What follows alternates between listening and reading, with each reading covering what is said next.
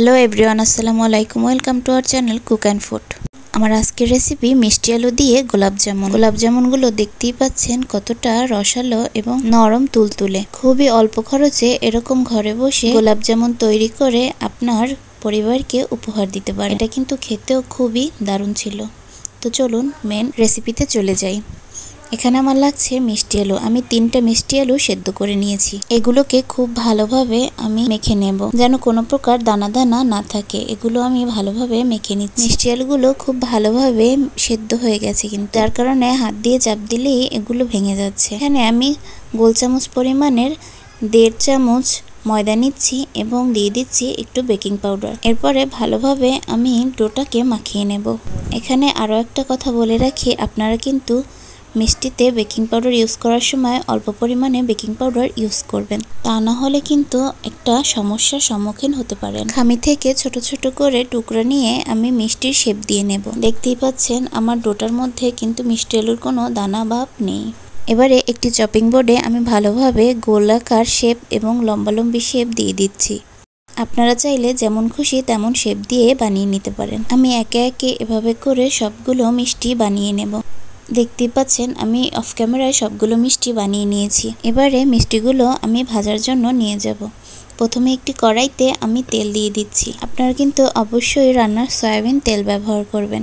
কড়াইতে আমি তেল দিয়ে তেলটাকে ভালোভাবে গরম করে নেব। তেলটা একেবারে বেশি হিট করা যাবে না, তাহলে মিষ্টিগুলো দেওয়ার সাথে সাথে কিন্তু ফেটে যাবে।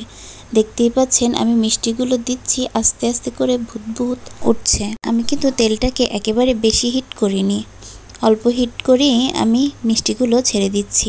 একে একে সবগুলো মিষ্টি ভাজার জন্য আমি কড়াইতে দিয়ে দিচ্ছি। এবারে আস্তে আস্তে আমি একটি স্ট্রেনার দিয়ে ভালোভাবে নেড়ে ছেড়ে দেব, যাতে করে এপিটো সুন্দরভাবে কালার চলে আসে। আমি ভিডিওর প্রথমেই বলেছিলাম যে বেকিং পাউডার অল্প ইউজ করবেন, তা না হলে একটি সমস্যার সম্মুখীন হতে পারেন। আপনারা দেখবেন আমার মিষ্টিগুলো কিন্তু একটু ফেটে গেছে। আমার বেকিং পাউডারটা একটু বেশি নেওয়া হয়ে গেছে। আপনারা কম নেওয়ার চেষ্টা করবেন, তাহলে মিষ্টিগুলো খুব পারফেক্ট হবে। আমি বারবার নেড়ে চেড়ে উল্টে পাল্টে সব দিক সমানভাবে ভেজে নিচ্ছি, যাতে করে কোনো পাশে কালার লাল এবং কোনো পাশে সাদা না থাকে। কালারগুলো কিন্তু খুবই দারুণ এসেছে, ক্যামেরায় না বোঝা গেলেও কিন্তু কালারগুলো অনেক সুন্দর ছিল। এবারে একটি কড়াইয়ে আমি চিনি, অল্প পরিমাণ পানি এবং 2টো এলাচ ছেড়ে দিচ্ছি। আমি এখানে মিষ্টির শিরা তৈরি করছি। আপনারা চেষ্টা করবেন মিষ্টি শিরাটা একটু বেশি করে তৈরি করার, যাতে করে মিষ্টিগুলো শিরা খেয়ে আরও শিরা থাকে। দেখতেই পাচ্ছেন আমার মিষ্টিগুলো দেওয়ার সাথে সাথে কিভাবে শিরাগুলো টেনে ফুলে উঠেছে। আর মিষ্টিগুলোর কালারটাও কিন্তু সাদা হয়ে যায়নি। চেষ্টা করবেন ভাজার সময় বাদামি রঙের কালার করে উঠানোর। আমি 5-6 মিনিট জাল করে এবারে চুলাটাকে বন্ধ করে ঢাকনা দিয়ে ঢেকে দেব।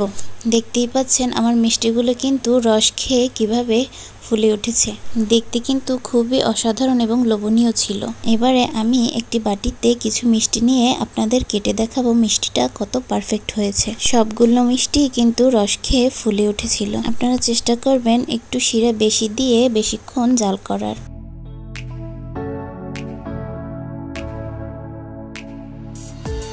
দেখুন একটা মিষ্টি আমি কেটে দেখাচ্ছি কতটা সফট এবং ভিতরে রসালো। ধন্যবাদ। আমার ভিডিওটি যদি ভালো লেগে থাকে অবশ্যই আমার চ্যানেলটি সাবস্ক্রাইব করে দেবেন। আল্লাহ হাফেজ।